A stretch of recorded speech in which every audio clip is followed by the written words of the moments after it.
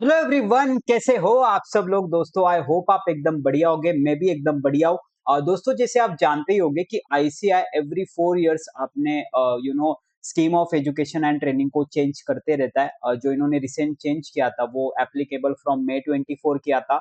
अभी I think वो वापस 4 साल के बाद यानी कि मई 28 से में भी न्यू स्कीम आ सकती है। तो उसके लिए ये ना अभी क्या कर रहे हैं, क्वेश्चनर ले रहे। अच्छा मूव लगा है आईसीआई ने काफी। नहीं तो पहले खुद से ही चेंजेस लाते थे, पर इस बार काफी अच्छे से फीडबैक्स ले रहे।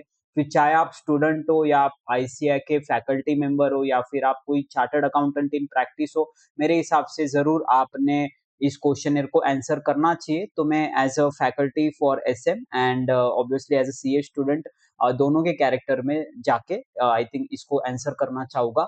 तो ये देखो, अगर आपको इसका लिंक चाहिए तो डिस्क्रिप्शन में मिल जाएगा। तो कुछ बेसिक इन्फॉर्मेशन इसको दे देते। तो मेरा नाम क्या है, ईमेल एड्रेस नहीं, ईमेल एड्रेस मुझे दूसरा देना है, एंड मोबाइल नंबर मांग रहा है। तो ठीक है, मोबाइल नंबर भी दे देते। कॉल भी करेंगे क्या? ऑर्गेनाइजेशन नहीं, ठीक है, ऑर्गेनाइजेशन तो नहीं है। CA in practice, CA in industry, CA final student, academician, faculty member, regulator or policy maker, industrialist, corporate leader, other। या ओके, तो I am a CA intermediate student, ठीक है। And obviously emerging faculty, emerging faculty, और इनके language में academician. आइए शुरुआत करते हैं इस क्वेश्चनर का। ओके, तो ये क्वेश्चनर मेरे सामने है। अच्छा, तो इन्होंने पार्ट्स में डिवाइड किया है। आई थिंक 3-4 अलग-अलग पार्ट्स हो गए। तो सबसे पहला आपका एकेडमिक्स का पार्ट आ रहा है। सबसे पहला क्वेश्चन है अपने सामने कि क्या एसपीओएम कंटिन्यू होना चाहिए? नहीं, मेरे हिसाब से कंटिन्यू नहीं होना चाहिए। तो एसपीओएम मतलब सेल्फ पेस ऑनलाइन मॉड्यूल, जो एक बच्चा व्हाट वी से कंप्लीट करता है during the tenure of articleship current में। मेरे हिसाब से अगर वो इंटरमीडिएट क्वालिफाई करके आ रहा है और आर्टिकलशिप में, तो अनइंटरप्टेड आर्टिकलशिप ही कराने दो। फालतू का एसपीओएम मत लेके आओ। अगर आपको पेपर्स लेनी है तो रैदर देन फिर उसको नॉर्मल कोर पेपर की तरह पूछो। Which new and emerging subject should be introduced in the CA curriculum? If so, then whether it should be SPOM or core paper? And obviously ये subjective choices हो सकते हैं अपने अपने। नेक्स्ट क्वेश्चन क्या है कि अच्छा, तो सीए कोर्स में और कौन से नए सब्जेक्ट आपके हिसाब से आने चाहिए? और अगर आने चाहिए तो क्या वो एसपीओएम में आने चाहिए या कोर पेपर में आने चाहिए? देखो, एसपीओएम में नहीं आना चाहिए मेरे हिसाब से, बिल्कुल नहीं। It's a waste of time. तो रैदर अगर उसको सीरियसनेस क्रिएट करना है तो मेरे हिसाब से कोर पेपर ही लेके आओ। कॉर्पोरेट लॉ आना चाहिए, क्योंकि आप इंटरमीडिएट में 148 सेक्शंस पढ़ते हो, आप कंपनीज के ऑडिट वगैरह कर रहे हो। मेरे हिसाब से जरूर कॉर्पोरेट लॉ पूरा 470 सेक्शंस एंड 7 शेड्यूल एक सीए स्टूडेंट को पता होना चाहिए। एंड ये कॉस्ट अकाउंटिंग, मतलब जो पहले था एक टाइम के पहले, यानी कि 2024 के पहले, वो वापस आना चाहिए। बस इस बार SCMP, that is a strategic cost management and performance evolution से थोड़ा बेटर अप्रोच हो तो it would be more better. और क्या क्या ऑप्शन है? Risk management, sustainable development and sustainable reporting नई, पब्लिक फाइनेंस, गवर्नमेंट और accounting, the insolvency and bankruptcy code 2016 नई, इंटरनेशनल टैक्सेशन नई, जरूरत नहीं, फॉरेंसिक नई, financial services and capital market नई। ये इसको पूरा थियोरी में लेके आएंगे। अरे, साइकोलॉजी एंड फिलोसॉफी बिल्कुल नहीं। हर सी स्टूडेंट आई थिंक फिलोसोफर ही है। ठीक है, इतना लेके आया तो भी it's okay.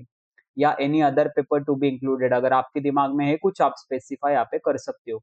Weather AI should be introduced into CA course, obviously यार, ये तो तुमने पूछना भी नहीं चाहिए। सब दुनिया, अगर पूरी दुनिया एआई में जा रही है तो आपने भी जाना चाहिए। अगर हाँ, तो उसको कैसे इनकॉर्पोरेट करें, मतलब through theoretical education integrated across curriculum? बिल्कुल भी नहीं। एक तो पहले ही थियरी कम नहीं है, जो आप और एआई को थियरी में डाल दो तो मतलब कोर ही नहीं रहेगा। only through training in IT, combination of theoretical education and training। I think IT में डालो, it would be more better। Practical training, मेरे हिसाब से यहाँ पे इसका ये वाला जो आंसर है प्रीवियस में, क्योंकि देखो यहाँ पे ये जो इन्होंने पूछा है कि आईटी मतलब वो एडवांस आईटीटी एंड आईटीएसएस में डालेंगे, तो मतलब भी नहीं यार, 15-15 दिन में क्या ही एआई सीखोगे। तो आई थिंक कॉम्बिनेशन दे दो। बट रैदर फिर उस पे क्वेश्चन मत पूछना, बस कॉम्बिनेशन में दे दो, क्योंकि आपको you should have more sources of knowledge, this is what I feel. Commencement of practical training articleship. अच्छा, तो पार्ट बी पे चलते हैं, that is practical training regarding question से। तो आपकी आर्टिकलशिप कब शुरू होनी चाहिए? मेरे हिसाब से अभी जो एग्जिस्टिंग में चल रहा है कि दोनों ग्रुप पास करके आओ इंटरमीडिएट के, फिर ही आर्टिकलशिप करो, तो ज्यादा वैल्यूएबल है। रीजन भी क्योंकि अगर आप व्हाट वी से इंटरमीडिएट के दोनों ग्रुप क्लियर हो एंड आर्टिकलशिप आपका हो जाता है, एडवांस आईटीटी जीएमसीएस हो जाता है, तो आई थिंक आपको वैसे भी बी डबल ए की डिग्री से रिकॉग्नाइज कर रहे हैं। मान लो सीए फाइनल नहीं भी हुआ तो आपका वैल्यू अच्छा है। पर रैदर देन मुझे लगता है कि इधर ऑफ द ग्रुप पास करके आर्टिकलशिप स्टार्ट करना, फिर उसके वजह से ग्रुप लटकाए रहना एंड वो फोकस से वापस प्रैक्टिकल ट्रेनिंग भी ना होना, तो रैदर देन मुझे ऐसे लगता है एलिजिबिलिटी तभी होना चाहिए कि जब दोनों ग्रुप ऑफ इंटरमीडिएट आपके क्लियर है। ड्यूरेशन कितना होना चाहिए प्रैक्टिकल ट्रेनिंग का? 2 साल, उससे ज्यादा नहीं। क्या क्या ऑप्शन है? 2.5 years uninterrupted, 2.5 years along with ITT and MCCS and नहीं नहीं, बिल्कुल मेरे हिसाब से 2 साल ही होना चाहिए, 2.5 साल भी कुछ नहीं कराएंगे। Structure and nature of practical training, what should be the ideal structure of practical training? मतलब सिर्फ मेंबर्स के अंडर, मतलब सीए फर्म में, या इंडस्ट्रियल ट्रेनिंग, या कॉम्बिनेशन? नहीं, आई थिंक जो एग्जिस्टिंग में चल रहा है कॉम्बिनेशन, बच्चों को अगर आईटी करना है उनको आईटी करने दो।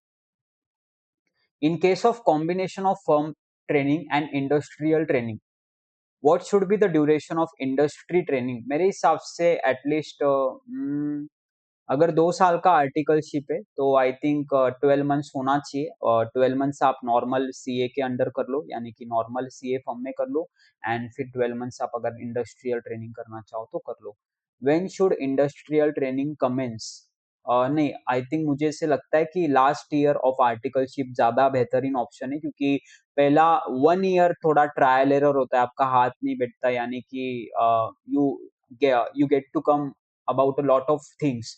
सो आई थिंक मुझे लगता है कि आइडियली आपने पहले साल में थोड़ा ग्रास्प करना चाहिए मिस्टेक्स किधर क्या हुआ, एंड फिर थोड़ा फोकस्ड वे में लास्ट ईयर में आपका इंडस्ट्रियल ट्रेनिंग कमेंस होना चाहिए। Secondment and transfer provision in articleship. Secondment क्या होता है भाई? What should be the ideal period for secondment of article assistant?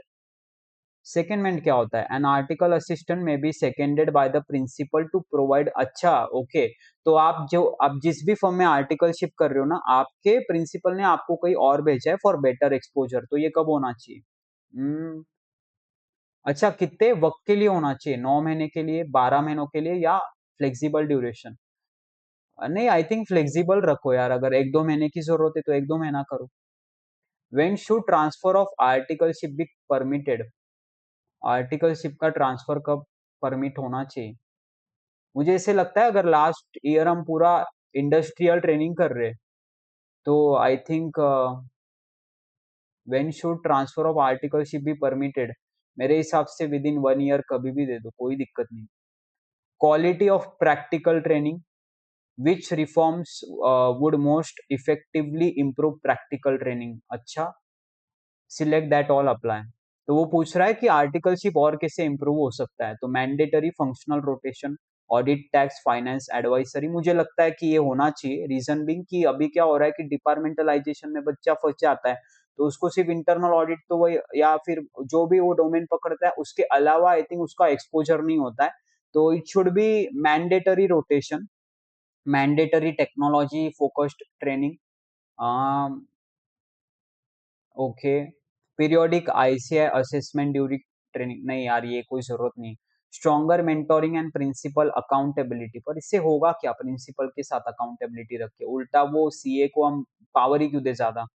No, I think पहला होना चाहिए। आई थिंक दूसरा भी कहीं ना कहीं अच्छा वैलिड लगता है। फ्लेक्सिबल वर्क अरेंजमेंट दे दो, चाहे हाइब्रिड करे, रिमोट करे, एंड अदर्स अदर्स में प्लीज स्पेसिफाई बोलेगा ना वो। तो आई थिंक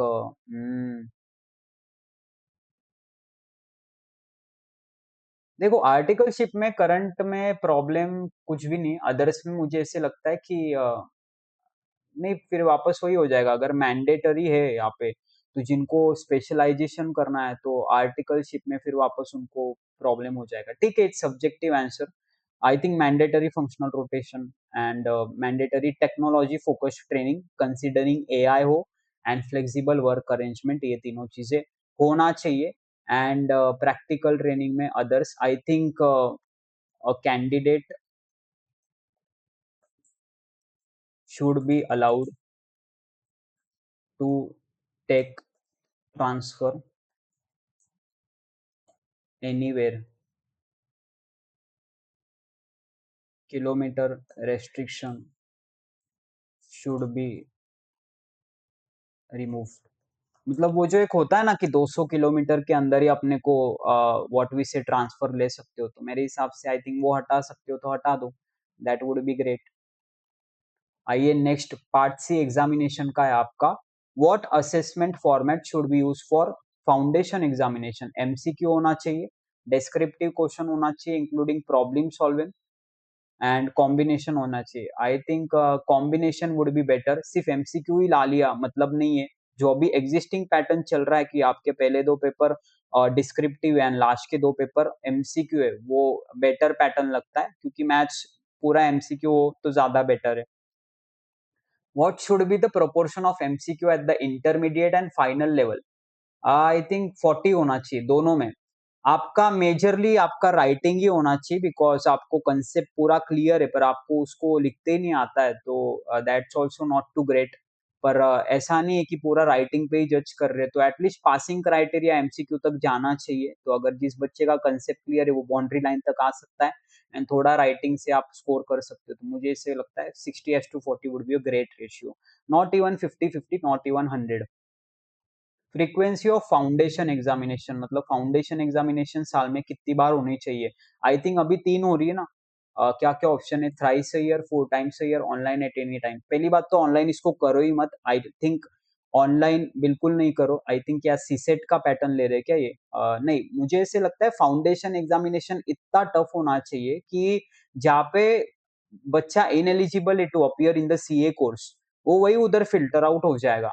तो 4 टाइम्स रखो, पर प्रोवाइडेड कि ये पूरा स्कीम मतलब एडजस्ट, कुछ एडजस्ट कर सकते हो। तो एलिजिबिलिटी फॉर फाइनल एग्जामिनेशन, आप फाइनल एग्जामिनेशन कब दे सकते हो।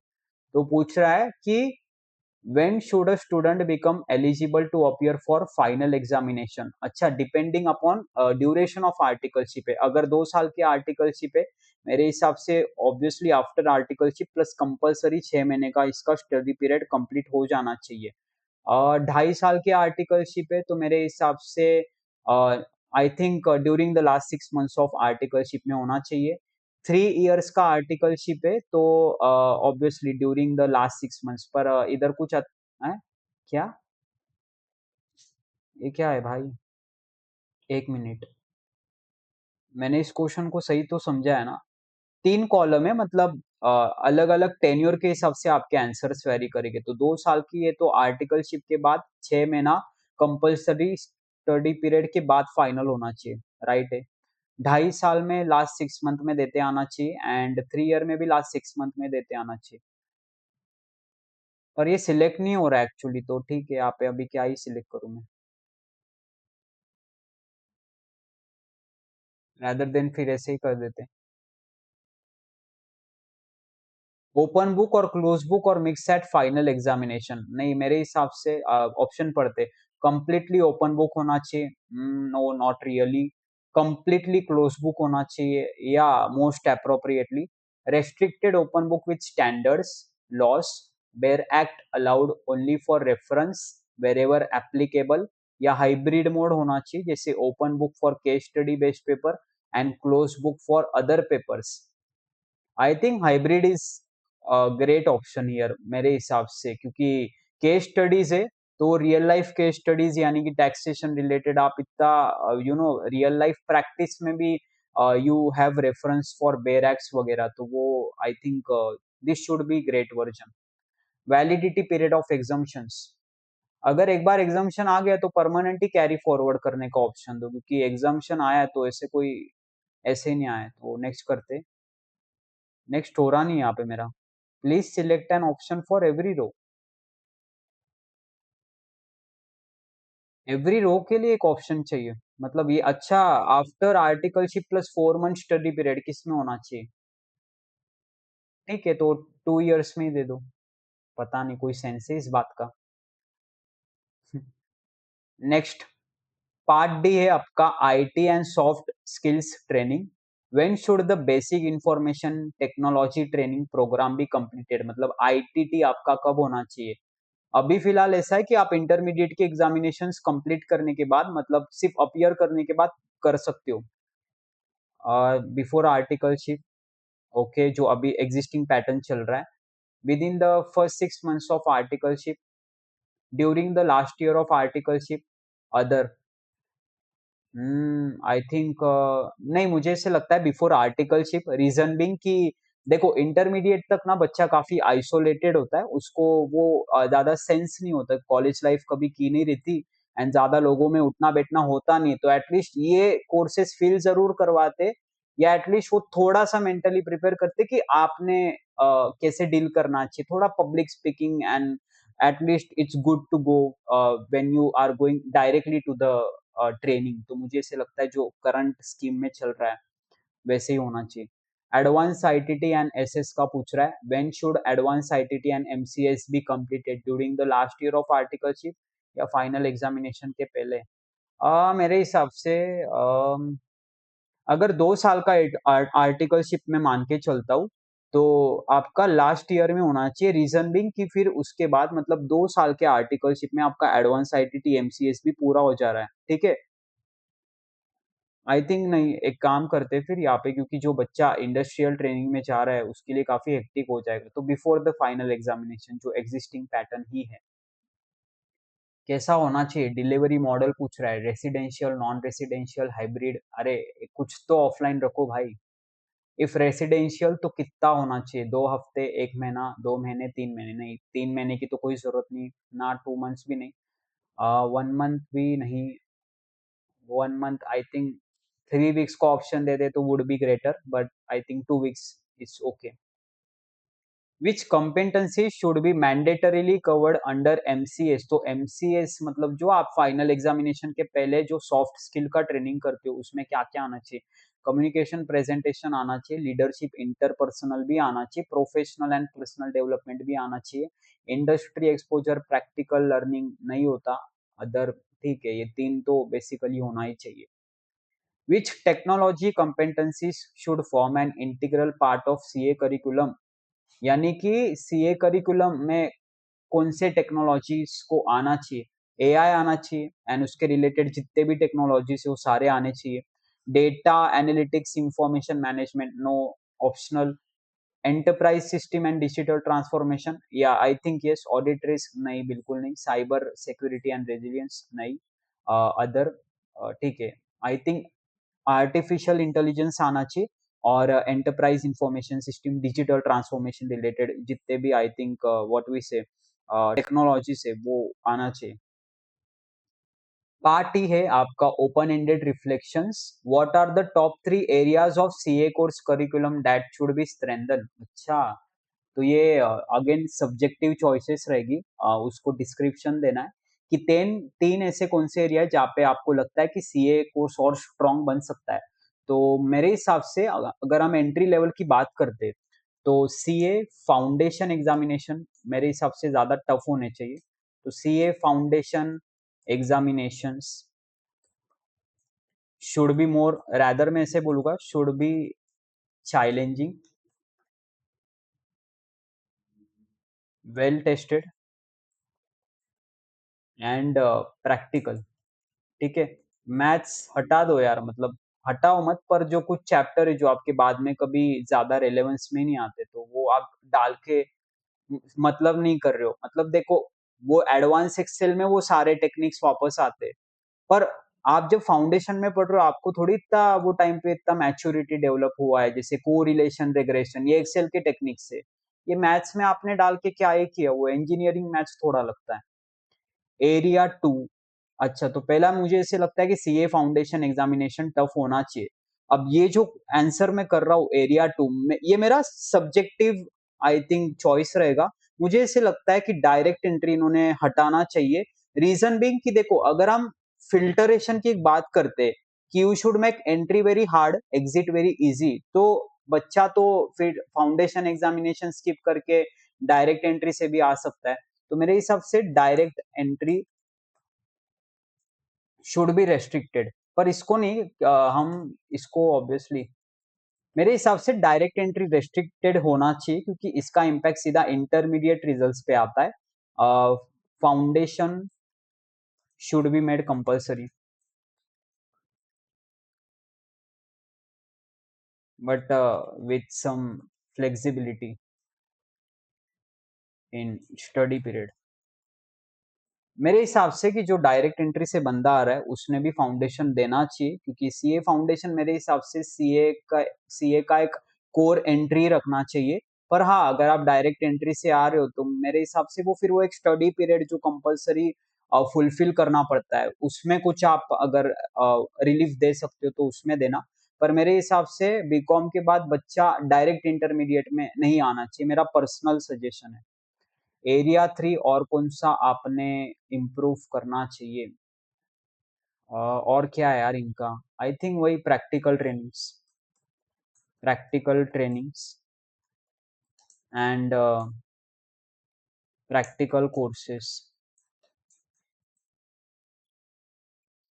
MCS and soft skill. मेरे हिसाब से ये 3 वीक्स के होने चाहिए। Any other suggestion? नहीं यार, अभी तो यही लग रहा है मुझे। सबमिट कर देते इसको, फिर नेक्स्ट करते।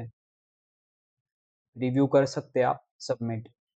तो इसी के साथ ये क्वेश्चनर मैंने सबमिट कर दिया है। आई होप कि आपको ये वीडियो अच्छा लगा है। आप भी एज अ सीए स्टूडेंट या सीए मेंबर या सीए फैकल्टी जो भी होगे, जो भी वीडियो को देख रहा है, प्लीज ये क्वेश्चनर को जरूर फाइल कीजिएगा। आईसीए ने काफी अच्छा स्टेप लिया है, तो हमने जरूर इस चीज में सपोर्ट करना चाहिए। Thank you so much.